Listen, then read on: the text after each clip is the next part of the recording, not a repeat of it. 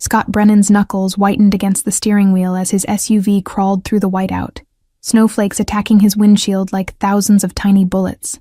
The highway stretched endlessly before him, a frozen wasteland where visibility dropped to mere feet, and every instinct screamed to find shelter. Then he saw them, dark shapes materializing through the curtain of white, humanoid forms that shouldn't exist in this deadly storm. His foot hit the brake instinctively, the vehicle sliding slightly on black ice before stabilizing. Through the swirling chaos, the shapes resolved into something that made his chest tighten with disbelief. A woman stood in the middle of the frozen highway, a bundle clutched against her chest, 4 small figures clinging to her long coat like drowning sailors to a life raft. Scott had spent 15 years making impossible decisions, calculating risks that would destroy weaker men. This moment required no calculation, only the primal human response to see children suffering in sub-zero temperatures. He maneuvered the SUV closer, emergency flashers painting the snow in rhythmic crimson pulses that seemed to match his accelerating heartbeat.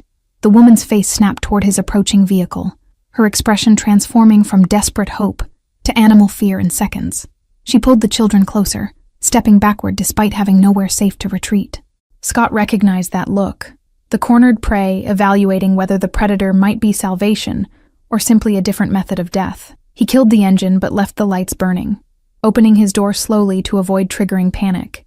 The wind hit him like a physical assault, stealing his breath and driving ice crystals into his exposed skin. The temperature had dropped to dangerous levels, the kind that killed within hours for the unprepared and unprotected. "Please," he called over the howling wind, raising both hands to show he carried no weapon. "I have heat, blankets, and a phone that works out here." The woman didn't move, her body a human shield between him and the children, whose faces he could barely distinguish beneath snow-crusted hoods. Scott took 3 careful steps forward, watching her eyes track his every movement with the vigilance of a guardian predator. The baby in her arms made a thin crying sound that the wind almost swallowed. One of the children, a girl who couldn't be older than 8, whispered something urgent to the woman, tugging at her sleeve with small fingers that looked blue, even in the red glow of the flashers. "My name is Scott," he continued, projecting his voice without shouting, using the tone he reserved for negotiations where lives hung in balance. "Whatever brought you out here doesn't matter right now. Only getting these kids somewhere warm before hypothermia sets in." He watched her process his words, saw the moment desperation outweighed caution in her calculating gaze. The woman's lips moved, cracked and bleeding from the cold, forming words he had to step closer to hear. "If you hurt them, I'll find a way to kill you." The threat should have been laughable from someone barely standing, but her eyes held the absolute conviction of a mother willing to weaponize her last breath. "Understood," Scott replied simply, because he recognized truth when he heard it. He'd met killers who made that same promise with less genuine intent. He gestured toward the SUV, where warmth and safety waited behind armored doors, a sanctuary from the storm that showed no mercy to the vulnerable or the lost. The woman took a shuddering step forward, and the children moved with her like a single organism trained through necessity.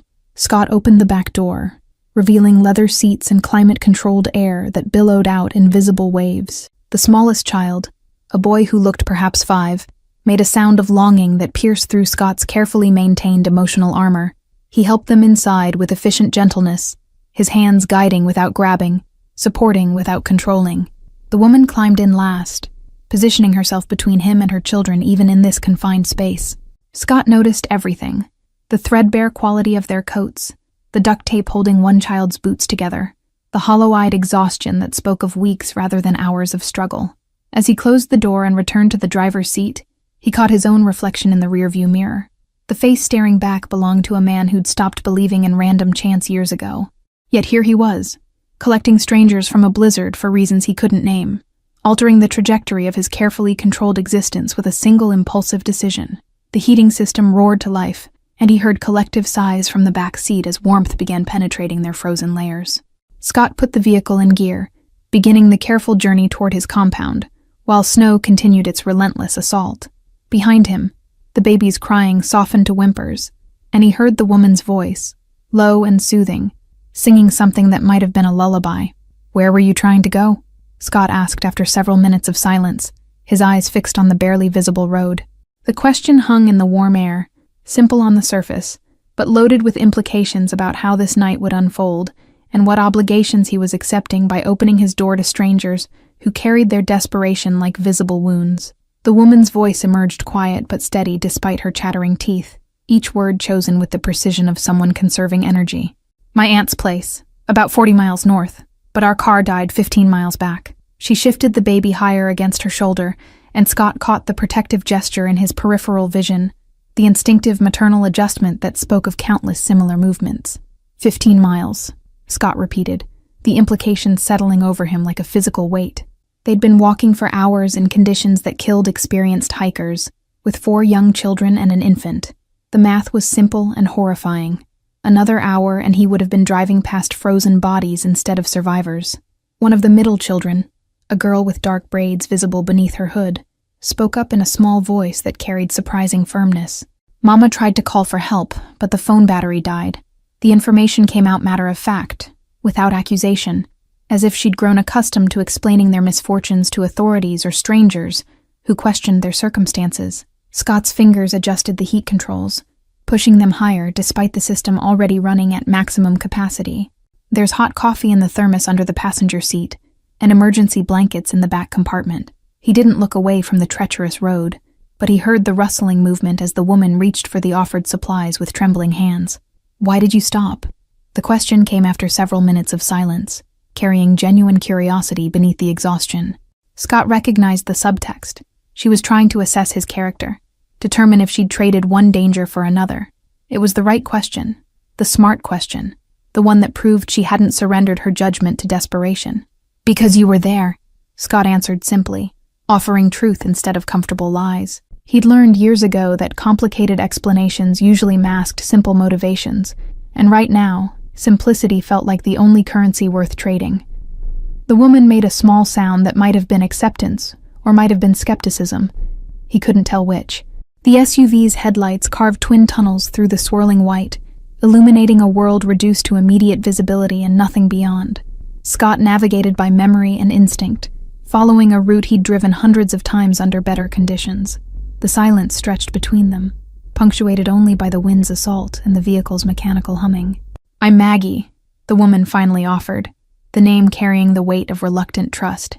"This is Emma, Lucas, Sophia, little James, and baby Michael."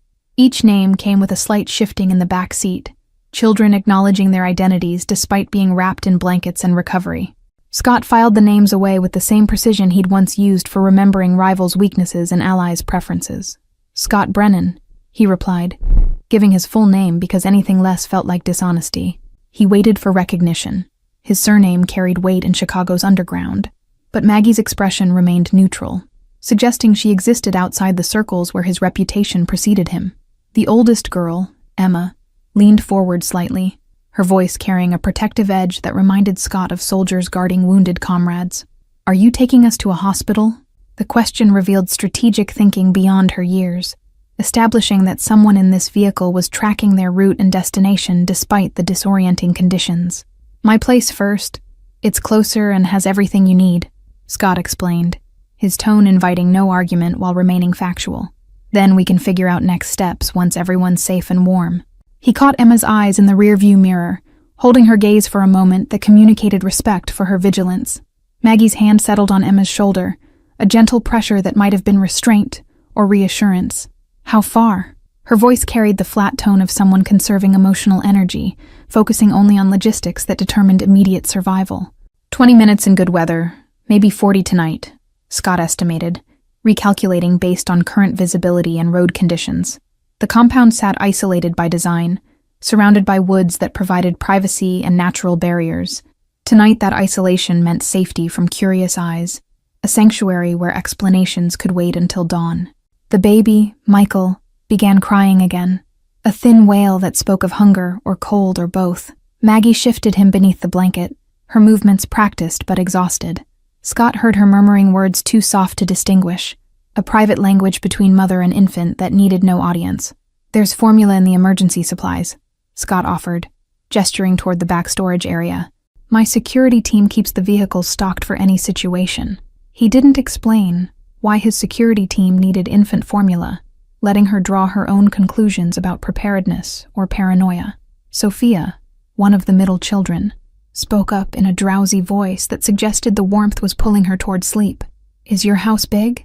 The innocent question carried the wonder of a child who'd perhaps never encountered the kind of wealth that built compounds instead of homes.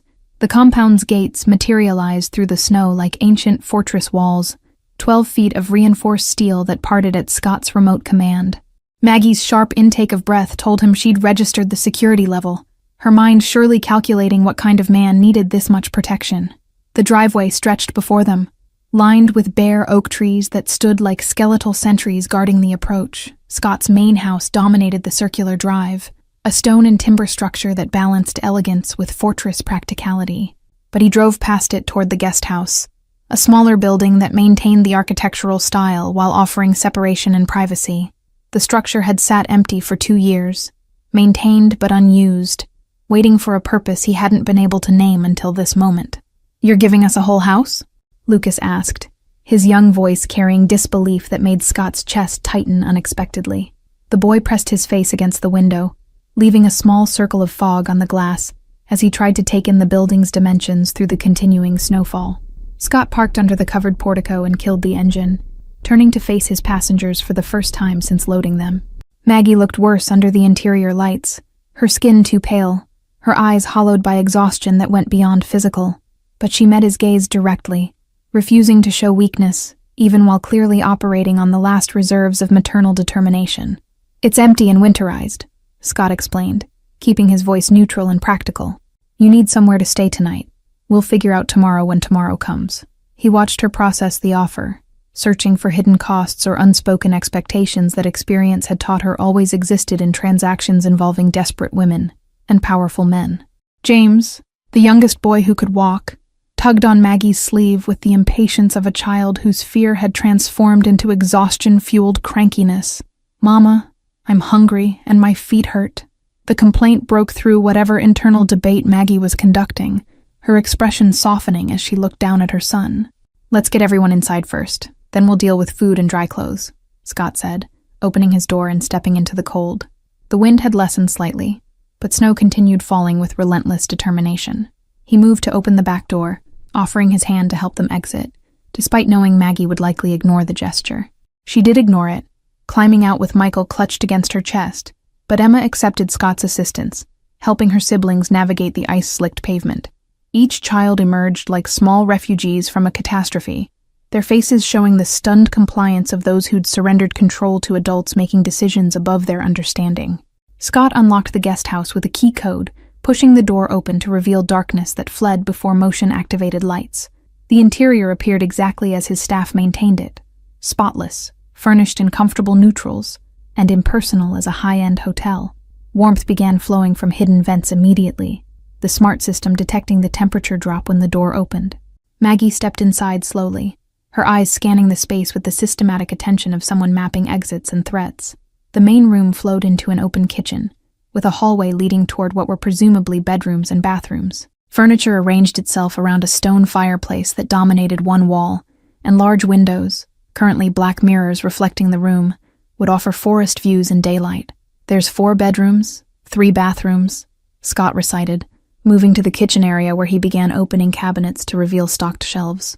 "My housekeeper keeps everything supplied. There's food, toiletries, linens, whatever you need." He pulled out a package of crackers and a jar of peanut butter, setting them on the counter with a jar of baby food he'd spotted.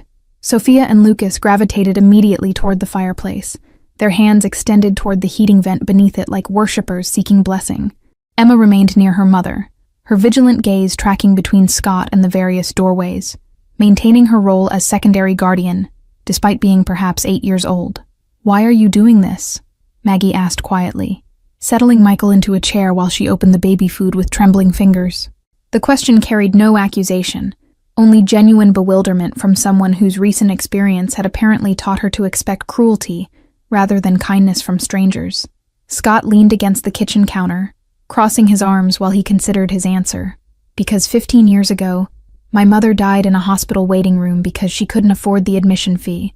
The truth emerged unexpectedly, a piece of his history he rarely acknowledged even to himself. She sat there for 6 hours while her appendix ruptured, and not one person stopped to help.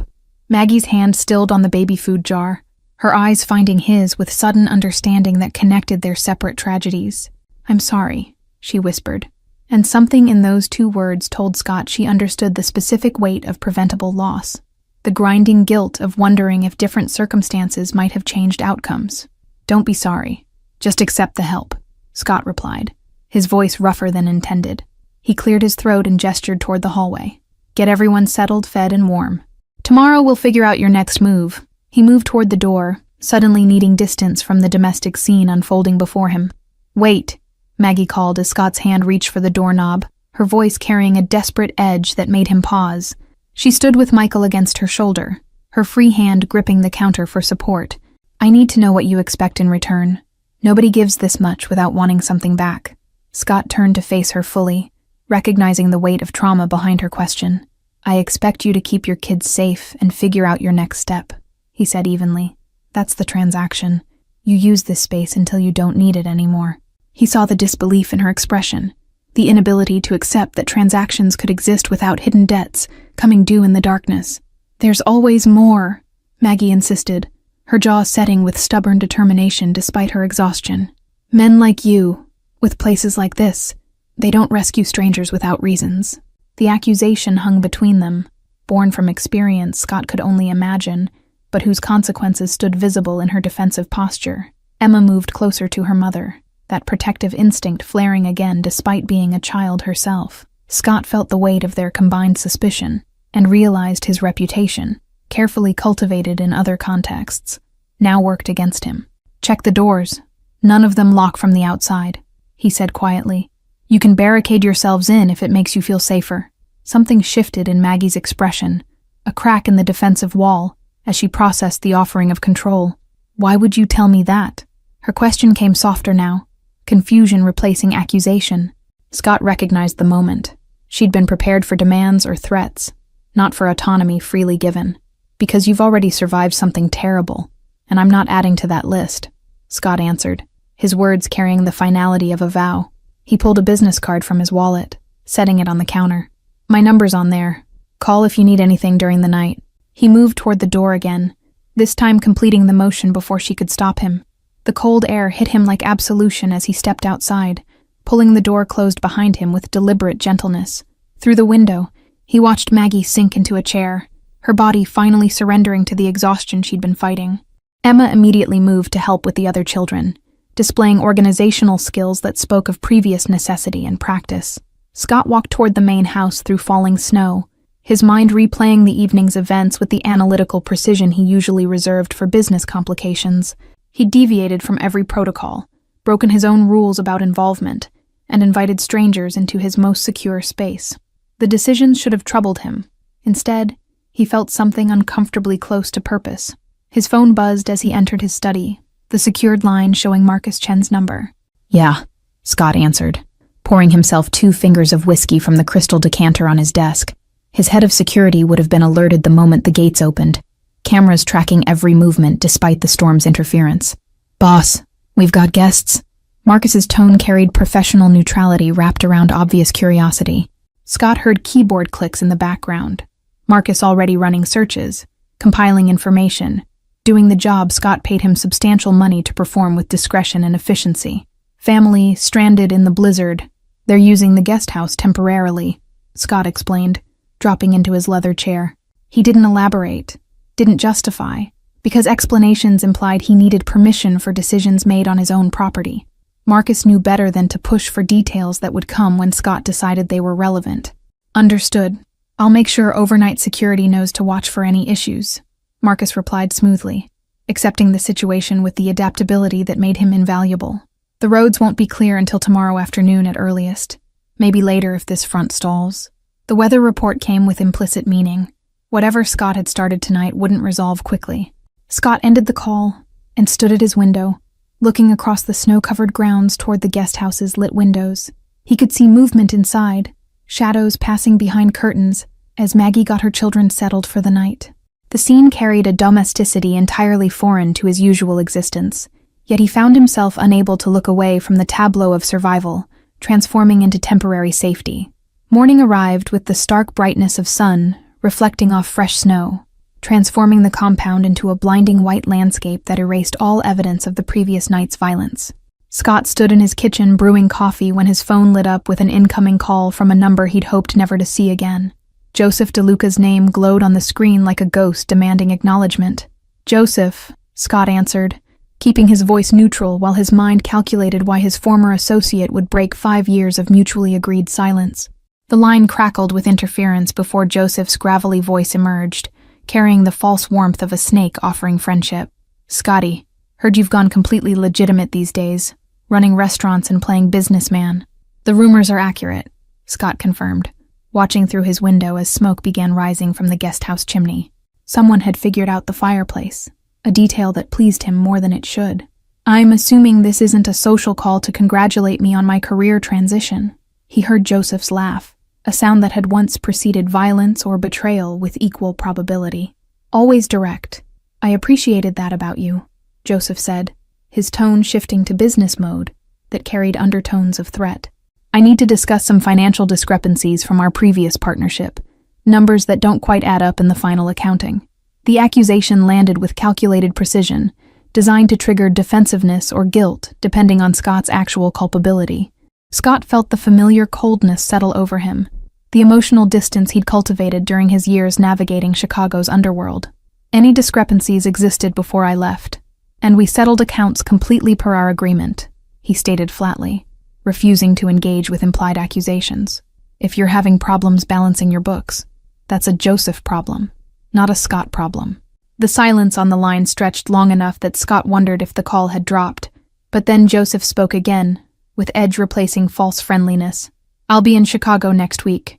We should meet, review those old records together, make sure we're remembering events the same way." The request came phrased as suggestion, but carried the unmistakable weight of demand. "I don't have those records anymore, and I don't take meetings about business I left behind," Scott replied, his tone final. Through the window, he saw Maggie emerge from the guest house bundled in a coat too thin for the temperature, looking around the compound with obvious uncertainty. "Move forward, Joseph. We both know backward only leads to prison or graves." He ended the call without waiting for response, a power move that would either settle the matter or escalate it dangerously. Scott set the phone down and grabbed his own coat, heading outside to intercept Maggie before she wandered too far into areas his security team might interpret as threats. The morning air bit at his exposed skin, clean and sharp after the storm's fury. Maggie startled when he called her name, spinning to face him with tension coiled in her shoulders. "I was looking for a store or something. We need supplies," she explained quickly, her breath forming small clouds in the frigid air. "I don't want to take advantage of your hospitality more than we already have." "The nearest store is 12 miles away, and the roads won't be plowed for hours," Scott informed her, gesturing back toward his main house. "Come inside. We'll make a list of what you need, and I'll have my assistant arrange delivery."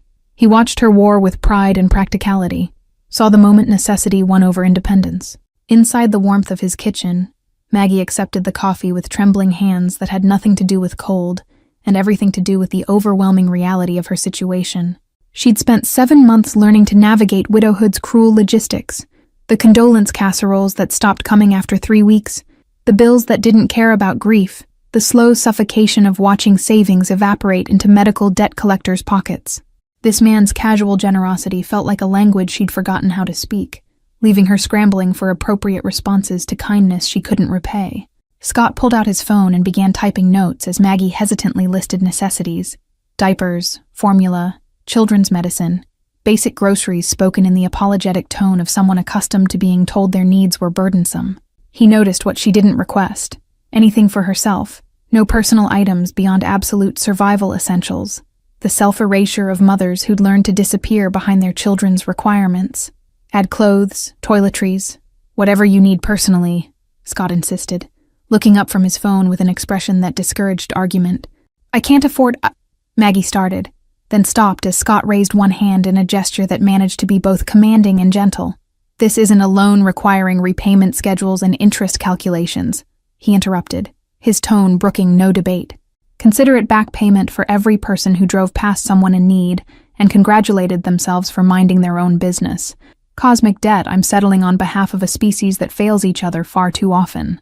They walked to the main house together, their feet crunching through snow that sparkled like scattered diamonds in the morning light. Scott led her through the side entrance directly into his kitchen, a space of stainless steel and granite that probably cost more than most families spent on entire homes. Maggie's eyes widened slightly before she controlled her expression, her hands clasping together nervously. "Coffee?" Scott offered, already pulling a second mug from the cabinet. Maggie nodded, settling onto a bar stool at the kitchen island, with the careful movements of someone entering territory where they didn't quite belong. "The kids still sleeping?" He poured rich dark coffee into both mugs, sliding one across the granite surface toward her. "Emma's watching them. She's good at that," Maggie said softly, wrapping both hands around the mug as if drawing strength from its warmth. She had to grow up too fast after David died. The name emerged with visible pain, the wound still fresh, despite whatever time had passed since her husband's death. 3 months dissolved into routine with surprising ease, the guest house transforming from temporary shelter into something approaching home. Scott found himself inventing reasons to check on Maggie and the children, ostensibly ensuring they had everything needed, but really just seeking the strange peace their presence provided. He'd helped Emma with her math homework twice, fixed Lucas's broken toy truck, and discovered he could make Sophia laugh by doing terrible animal impressions.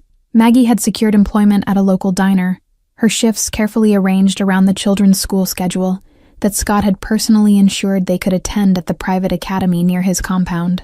He'd made phone calls, pulled strings he'd sworn never to use again, telling himself it was simple logistics rather than growing emotional investment. The lie became harder to maintain each time he heard Michael's delighted squeals when Scott entered the guest house. Valentine's Day arrived with mockery timing, the holiday decorations throughout town serving as constant reminders of what Scott had convinced himself he'd never want. He'd planned to work late at his restaurant, the legitimate business that had grown surprisingly successful under Maggie's natural management suggestions. But at 7 p.m., he found himself knocking on the guest house door holding takeout from Chicago's best Italian restaurant and feeling ridiculously nervous. Maggie opened the door with flour dusting her cheek, her expression shifting from surprise to something softer when she recognized him. "The kids are asleep. I was just baking cookies because apparently that's what normal mothers do," she said with self-deprecating humor. "You're rescuing me from burning down your guest house with my questionable baking skills." Scott held up the takeout bags like peace offerings, suddenly aware of how presumptuous this gesture might seem. "I thought you might be tired of cooking, and this place makes incredible chicken marsala," he explained, feeling uncharacteristically awkward. "But if this is overstepping, I can just leave it and go." "Don't you dare," Maggie interrupted, stepping back to let him enter. She'd transformed the sterile guest house into something warm. Children's artwork covered the refrigerator, toys organized in bins near the fireplace, and small touches of personality scattered throughout the space. "I was actually hoping you'd stop by tonight because there's something I need to say." They sat at the small dining table, plates of expensive Italian food between them while tension stretched like elastic ready to snap. Maggie pushed pasta around her plate, gathering courage visible in the set of her shoulders. "I keep waiting for you to ask for something in return for all this. The house, the school arrangements, the job connections, everything," she finally said, her eyes meeting his directly. "I told you. I don't want," Scott began, but Maggie raised her hand to stop him, a gesture so naturally commanding he obeyed immediately, despite usually accepting interruption from no one. She took a deep breath that seemed to draw courage from somewhere deep inside. "I know what you said, but here's what I want," Maggie continued, her voice steady despite the vulnerability in her eyes. "I want to stop pretending I don't look forward to your visits more than anything else in my day. I want to stop lying to myself that the way my heart speeds up when I hear your voice is just gratitude." Her confession landed between them like a grenade with the pin already pulled.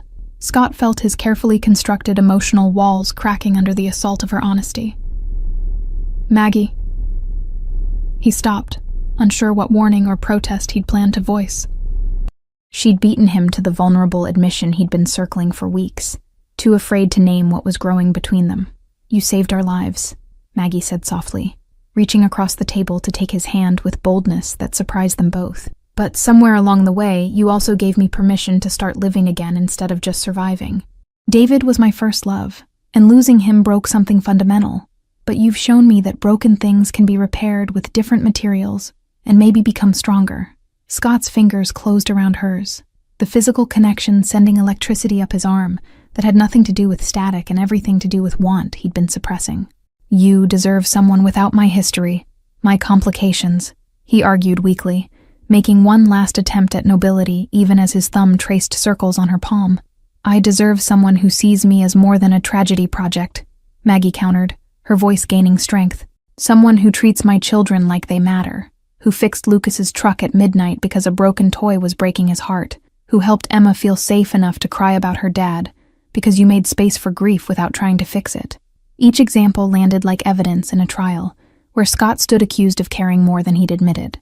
Scott's response came not in words, but in action, rising from his chair and moving around the table to pull Maggie to her feet with gentle insistence. Their height difference meant she had to tilt her head back to maintain eye contact, vulnerability and hope warring in her expression. I've been terrified of this moment since the night I found you in that storm, he admitted, his voice rough with emotion he'd spent months suppressing. Terrified of what? Maggie whispered, her hands settling against his chest. Where his heart hammered hard enough, she surely felt it through the fabric. Scott covered her hands with his own, holding them in place as if anchoring himself to something real and solid after years of drifting through purposeless existence. That I'd want this too much. Want you. Want them. Want the whole impossible package of family and normalcy that men like me don't get to keep, Scott confessed, the words spilling out with the desperate honesty of a man who'd run out of resistance. Everything I touch eventually gets destroyed by the gravity of my past decisions, and the thought of that happening to you five makes me want to run until I hit an ocean. Maggie's hands shifted to frame his face, forcing him to meet her unwavering gaze. Then stop running, she said simply, the words carrying weight of invitation and challenge combined. Stay and fight for something good instead of assuming you'll destroy it. Give us the chance to prove we're stronger than your fear. Her thumb brushed across his cheekbone in a gesture so tender it nearly broke him. Scott kissed her then, unable to maintain distance for another second, pouring months of longing and fear and desperate hope into the connection. Maggie responded with equal intensity, rising on her toes to eliminate the space between them, her fingers threading into his hair. The kiss tasted like Italian seasoning and promise, like second chances neither had expected to receive. When they finally broke apart, both breathing hard, Scott rested his forehead against hers. I'm going to disappoint you, he warned, needing her to understand the reality beneath the romance.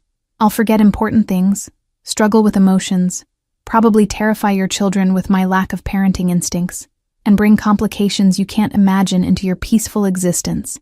And I'm going to drive you crazy with 5 children's worth of chaos, cry over memories of David at unpredictable moments, burn dinner more often than I succeed, and demand honesty even when lies would be more comfortable, Maggie countered, her smile visible in her voice. Welcome to imperfect love between 2 broken people trying to build something beautiful from the pieces. The months that followed held challenges neither anticipated. Joseph DeLuca made 2 more attempts at contact, before apparently accepting Scott's refusal to re-engage with that world. Emma struggled initially with accepting Scott's presence in her mother's life, her loyalty to her deceased father, warring with her gradual recognition that her mother deserved happiness.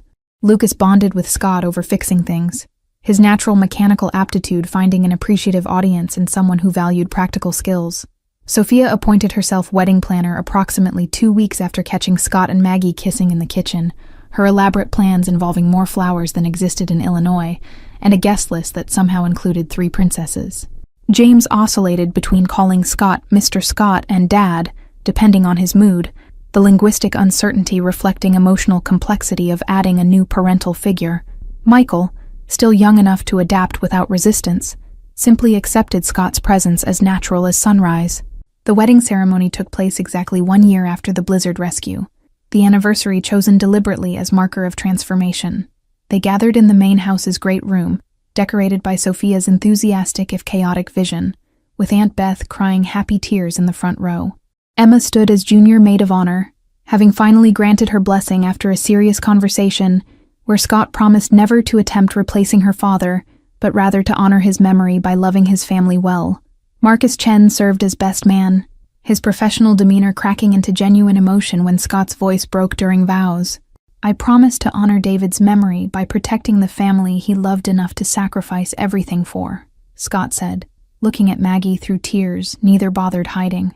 I promise to be the father these children deserve, not by erasing their past, but by building their future with every resource I possess. Maggie's vows spoke of storms and sanctuary, of the unexpected grace of strangers who become family, of love that arrives not despite tragedy, but through it. "You stopped in the blizzard when you could have driven past," she said, her voice steady and strong. "Thank you for seeing us when the world had taught me we were invisible. Thank you for proving that hope sometimes wears unexpected faces and drives an intimidating SUV." The kiss that sealed their marriage was witnessed by 5 children who cheered with varying degrees of understanding, by Aunt Beth, who couldn't stop crying, by Marcus, who actually smiled, and by staff members who'd watched Scott transform from isolated fortress resident into something approaching happy. Outside, snow began falling again, gentle this time rather than violent, as if nature itself approved of this particular ending that was really just another beginning. Thank you all for following this story of second chances and unexpected love. If you've enjoyed Scott and Maggie's journey from a frozen highway to a new family, please write in the comments where you're watching from. I'd love to know where in the world this story found you.